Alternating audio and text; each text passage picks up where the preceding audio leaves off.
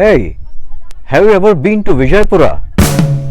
It was earlier known as Bijapur and it is in Karnataka. It was a metropolis of the medieval Deccan. With a population of 984,000 and an incredible 1600 number of mosques, it was the center for culture, trade, commerce, education and learning. It had a prominent place among the celebrated cities of India. After the victory of Battle of Talikota, which brought enormous wealth, Ali Adil Shah began to spend lavishly on decorating the city. Under him, every year saw a new building, be it a palace, a mosque or a minaret.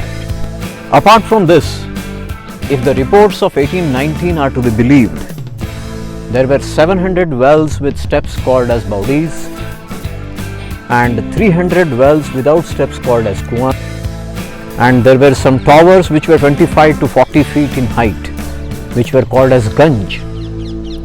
They were meant to release the pressure of the water and prevent the pipes from bursting.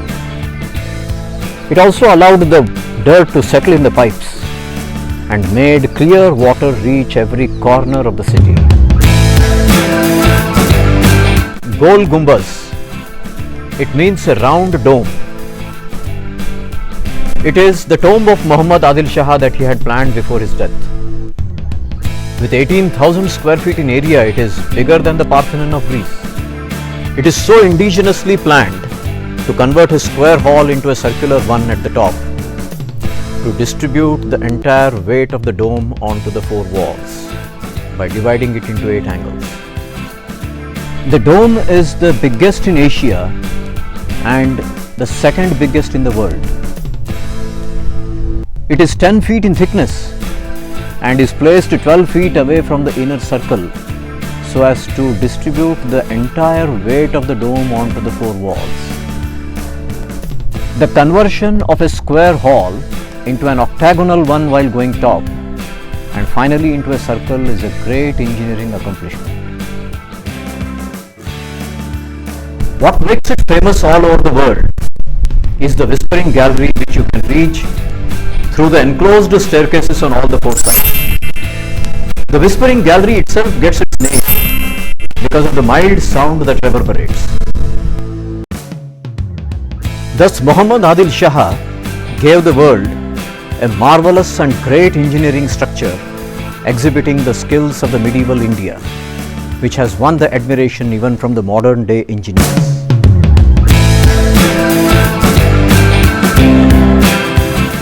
Ibrahim Roza, also called as Ali Roza, is the unfinished mausoleum of Ali Adil Shah.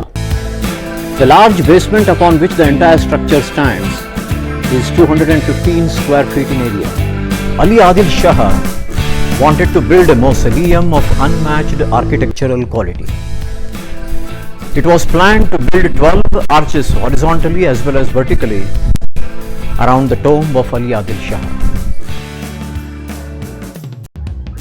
However, the work on the structure was left incomplete and there were only 2 arches which were raised vertically. Rumor has it that the construction of the mausoleum was stopped because once completed, its shadow would touch the Gol Gumbaz.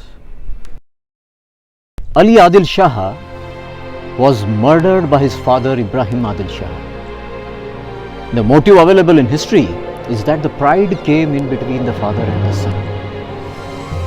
They both tried to surpass each other in terms of massive mausoleums.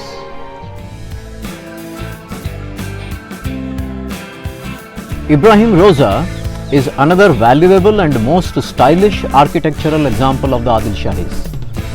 It is the final resting place of Ibrahim Adil Shah. It consists of 2 core constructions, a tomb on the east and a mosque in the west. Both the structures are built on a platform which is 360 feet in length and 160 feet wide. Though the size and purpose of these 2 structures is entirely different, the architect has productively attempted to produce a balance in volume and style. scholars have felt that if this were to be built in marble, it would have been a close challenger to the glory of Taj Mahal.